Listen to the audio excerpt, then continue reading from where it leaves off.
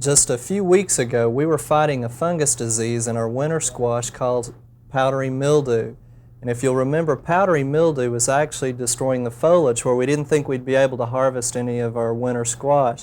But we put on a couple of applications of fungicide and were able to extend the season long enough that we've come up with a pretty bountiful harvest here. And let's go over some of the varieties that we grew this year in our studio gardens. The first one is called Delicata, and it comes in a couple of different shapes. The next one is Hubbard, and it's our biggest winter squash that we grew. We only got a couple of those, and they didn't size up quite as big as they normally would because of the short season. Next, we had some Ultra Butternut, which are our larger ones, some Ponca Butternut, which are the smaller ones, and they're real meaty too. There's not a lot of seeds. Our Red Curie, and then on the end of the table we had our Spaghetti Squash.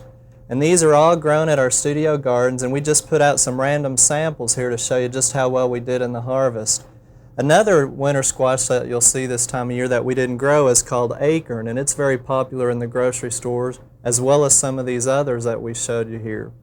Now when you harvest your winter squash, you want to remember again to leave a stem end on it so they'll store better.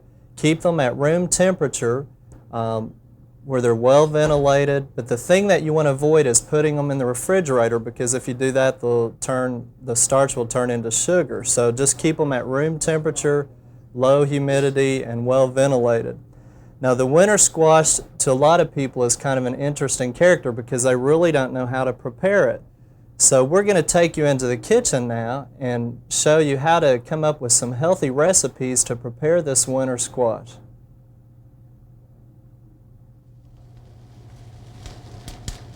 Joining us today on Oklahoma Gardening is Dr. Barbara Brown, OSU Extension Food Specialist.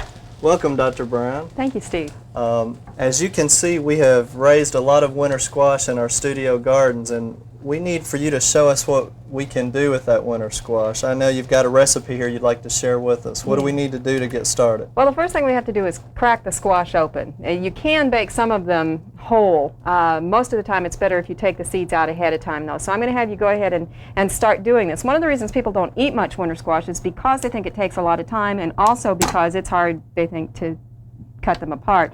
The easiest way to approach it on some of these small ones in particular is to pull the stem off or break the stem off and then try and cut down the side.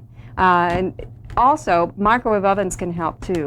If you skewer the squash in several places, put it in the microwave for about 5 minutes, then you can cut it open much easier. If you don't skewer it a few times ahead of time, though, you may have it explode. So you want to make sure that you take that precaution with the microwave microwaving. just softens it up for us. Yeah, you can also cook it in the microwave the rest of the way. The next step we have to do is to get all these seeds out, just like you would pumpkins at Halloween. Pumpkins are also a form of squash, so I'll let you go ahead and take those out. Notice that this is a very meaty type of squash. One of the real nice things about winter squash is that if you have a recipe that you like, but it calls for a squash that you don't have, if you can get any of the other kinds of squash, they will all interchange, including pumpkins, so that you can mix and match and use what you've got to fit whatever recipe it is that you're looking at.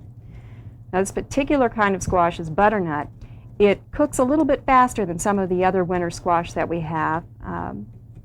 A lot of times what people will tell you to do is to put them in a baking pan, put maybe 1/4 of an inch of water in there, put it in the oven, and they'll sort of steam themselves. We put them in the baking pan, cut side down for about 30 minutes at around 350 degrees, and that'll take care of the Now that's a little different from what I was used to. I've heard that you put a little bit of water in the bottom of the pan and just set it down in the water and bake it. Have you? That will work too. There are a lot of different ways. The way we did it today, we cooked it dry. We went ahead and cooked up a couple ahead of time so that we'd be able to proceed with our recipe a little bit. You notice that they get a little bit more brown this way. They have a little bit more of a sugary appearance, because winter squash are fairly high in sugar, that they tend to brown as they're exposed to the heat. Would cooking it with the water take away some of the nutrients in it, do you think? Just a little bit. A lot of the nutrients in winter squash, some of the primary ones, are fat soluble. They're very high in carotene, which your body can later convert to vitamin A, so that that is not a water soluble pigment, and so you won't lose that nutrient. They're also really nice nutrition standpoint because they're very high in potassium. A lot of people worry about bananas and potatoes and think that those are their sources. But winter squash actually has more, half of a winter squash or half a cup would have more potassium than a banana would. So they're a real good bonus from that standpoint. What we're going to do is stuff this one. And you can stuff winter squash with just about anything that you would be interested in using, any other kind of stuffing that you'd use in any other circumstance, meat stuffings and so on. One of the things that people frequently will do is use something that's high in fat and high in sugar, butter and brown sugar and cinnamon, those kinds of things. We're going to make a main dish stuffing that incorporates low-fat cheese and part skim Swiss cheese. Now you could use other kinds of cheese in this as well. As far as the Swiss goes, you could use a cheddar or so on, but cheddar tends to be much higher in fat, so if you do choose cheddar, make sure that you get one that's got a reduced fat content. Shred that, and then we'll add some raisins. Because the squash is sweet, we very often use ingredients that are also sweet with it, but we're not going to add as much as we do a lot of with, well, I'm guilty. with the I'm one of candy those that varieties. puts sugar, brown sugar, and a lot of butter on it. So. Yeah. Then we put in a little bit of cinnamon and just a little bit of lemon juice. And we'll stir these together. And I'm going to let you go ahead and try and put it in the squash when we get those blended. Now, in addition to these ingredients that we have here, we also have sautéed a half a cup of onion and 3 cups of chopped apple. Now, I recommend that you leave the peel on the apple because it gives it a little bit more color. See if we can get this over here a little bit easier. And it also gives you more nutrition because it's going to be fiber contained with that, with the apple peel. So it's going to boost the nutritional value of the dish if you leave the peel on in addition to just making it look better. What does the lemon do? Flavor. Flavor? Yeah. Since the apples are cooked, it's not going to help protect the color. The color of the apples is going to stay what you see pretty much here.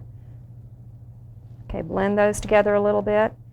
Now, another reason, as I mentioned earlier, that people don't often do winter squash is because they think it takes a lot of time.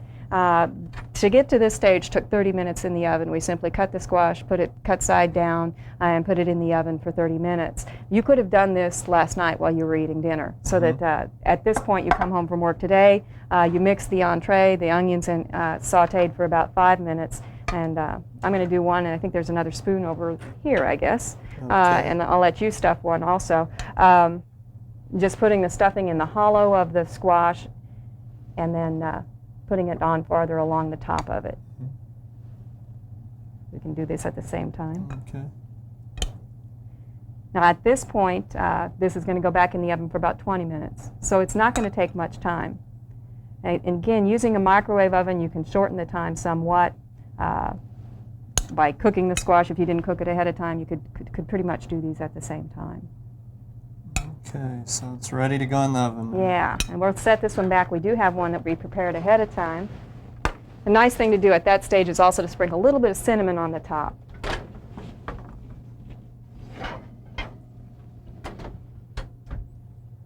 What we have here would be the main dish for dinner. Serve that with a salad, and you've pretty much got a meal that's low in fat, very high in fiber, high in vitamin A, high in potassium.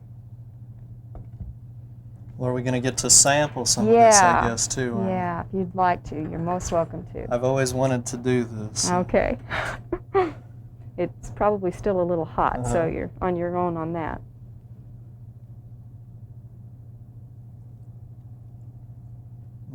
Very good. So you put the brown sugar on. And no, you cinnamon, right? Right, just a little bit of cinnamon well, you see, I color. keep trying to put a lot of that sugar, so it is very nutritious. Right, fairly low in fat and a main dish meal. Well, Dr. Brown, we want to thank you again for coming on, and we've got some other vegetables that are going to be coming off the next few weeks that we want to have you back and help us with some recipes and ideas on those as well. So we look forward to seeing you again. Well, thank you. I'm happy to be here. We hope you enjoyed this video. It's part of our OK Gardening Classics YouTube channel. You can also find more recent videos on our Oklahoma Gardening YouTube channel. And join us on social media for great gardening tips, photos, and discussion.